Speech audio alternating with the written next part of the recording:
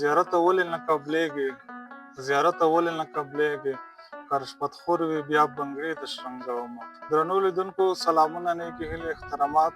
الله دې وکړي چې ټول به روغ جوړ خوشحاله وئ، اونۍ به مو ښه تېره کړې وي. نن بیا موږ راغلي یو د اسماعیل خیل او مندوزیو ولسوالۍ اړوند د پیر باغ سیمې ته.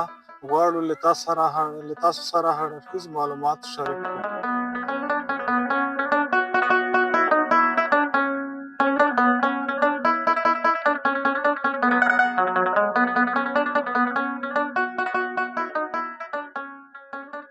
حاج صاحب ډېره مننه چې موږ ته د وخت راکړه.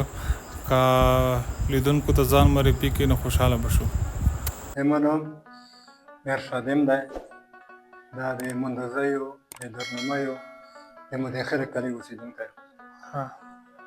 ډېره مننه چې موږ ته مو وخت راکړو. نو دا راته ویلی شو چې په دې قبر کې څوک ښخ دی؟ دا قبر خو ډېر سابقه دور دی. د پیر بابا په نوم یادېږي. یعنې موږ یې پلور نه چې پوښتنه کړې دو، د پیر بابا په نوم دا یادېږي. داسې خاصه تاریخچه هغه نه ده، خو دا زه فکر کوم دغه اول ور چې افغانستان ته د اسلام راتلو د حضرت عثمان رضی الله عنه په وخت کې، نو په دې وخت کې د اصحاب کرام ورغلي وو. دغه ساورو کې بعضې قبرونه شته، دا د درو خونو په نوم یادېږي.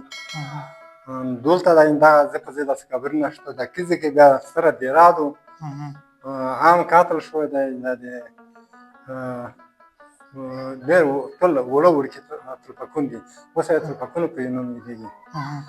نو دا قبر خو ډېر سابقه دور دی. موږ یې پلور نه چې کومه کیسه مو اورېدلې دو، دغه مخته ځینې چېرته بل ځای کې و.